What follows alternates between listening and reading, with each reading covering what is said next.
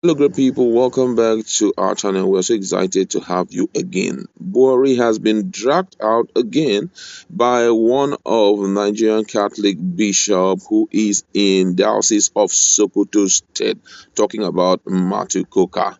Matthew Kukah has taken out time to spell out the doom that Nigerians are currently facing and has made Nigerians to know the things that are only living and active in the country, has also thrown light on the situation that is on ground in respect to security and the kind of picture the president has painted for our youth, especially as it has to do with the treatment given to the so-called repentant, terrorists. We're going to be looking at all of that in a jiffy and give you full details of what he said to Buhari and some of the reactions of Nigerians. But before we do that, if you've not subscribed, kindly hit on the red subscribe button and also the bell icon so that you get notification anytime we publish our videos. Catholic Bishop of the Diocese of Sokoto, Matthew Kukah, has heavily criticized the president, Major General Muhammadu Buhari, retired, over insecurity, corruption, and division in Nigeria. Kukah made his complaint known in his Easter message on Sunday, titled "To Mend a Broken Nation: The Easter Metaphor." According to the bishop, every aspect of life in Nigeria has been destroyed while corruption is enthroned. According to his word, he said, "Our dear country, Nigeria, still totter and wobble as we screech towards a dangerous and avoidable canyon of dry bones." One would be tempted to ask, what is there to say about our tragic situation today that has not been said? Who is there to speak that has not spoken? Like the friends of Job, we stay at an imponderable tragedy as the nation unravels from all sides. The government has slid into hibernation mode.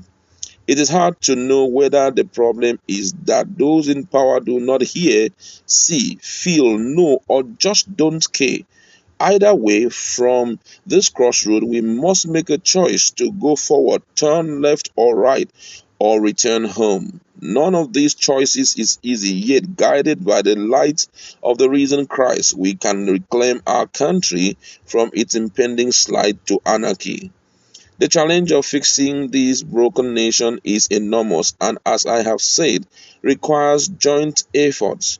With everything literally broken down, our country has become one big emergency national hospital with full occupancy.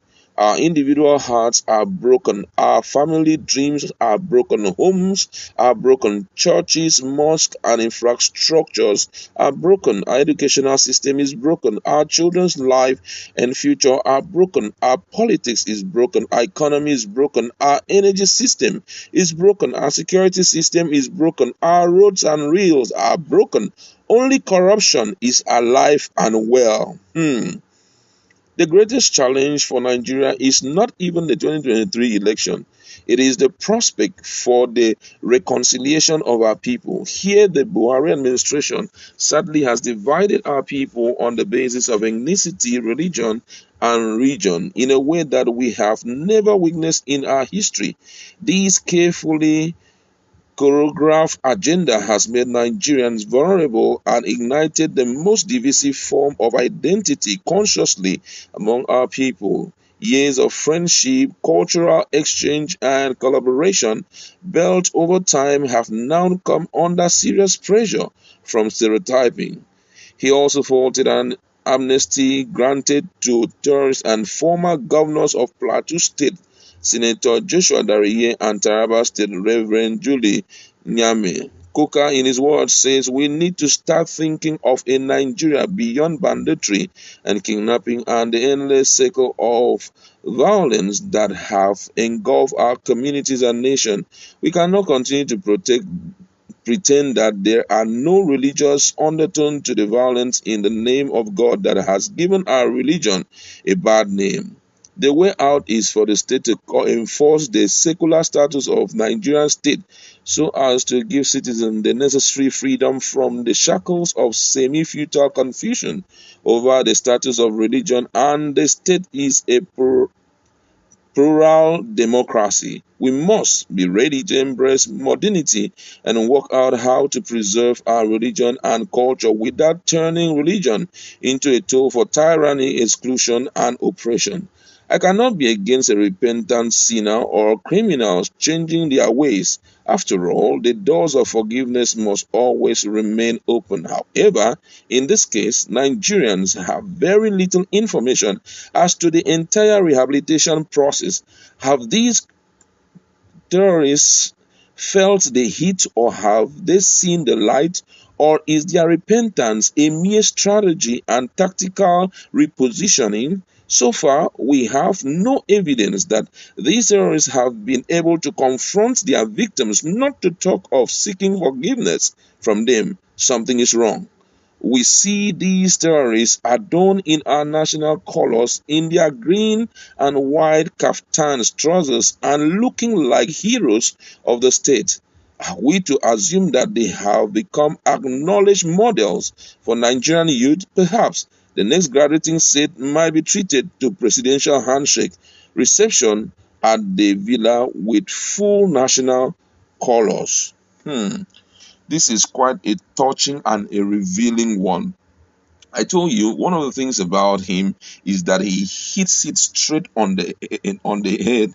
He will tell you the truth the way it is. No minting of words. He won't play around and pretend as if he doesn't understand what is going on in the country. He will tell you exactly how it is. Now, if you look at the last paragraph and hear him talk about this so-called repentant insurgent or the terrorists, whatever their name is, you will realize that what he's saying is absolutely true. Nigerians are looking, whatever you are doing, I think the presidency need to come to a point where he realizes Nigerians are looking.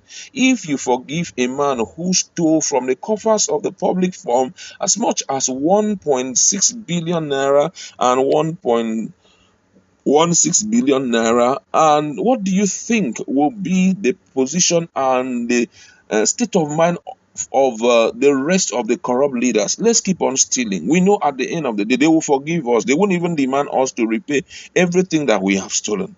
How about the treatment given to these so-called terrorist guys? You are adorning them, giving them everything that they need, while those who are victims of their own activities are spending their lives and days inside the IDP camp. It is heartbreaking, I'm telling you. Some of them, you see the condition of life they are facing, but those who caused them to be in that situation are being given, state of the art ceremony. They are given this kind of a ceremony as if they went represented Nigeria somewhere and came back with a medal, while those who are their victims are suffering, given little or no consideration. This is totally bad, and I feel that at this point, with this kind of write-up this man has given, there should be a reconsideration on the parts of those who call themselves leaders in this country. They need to sit back together, because if you follow him very well, you notice that the man did not spare anybody. Even religious leaders were involved, the youths were involved in it, those who are troubling Nigeria, they were involved, leaders, politicians, all of them. He talked about them, showcasing how much he wants them to change. And I mean, this is really heartbreaking. We'd like to leave it there. Go to our comment section.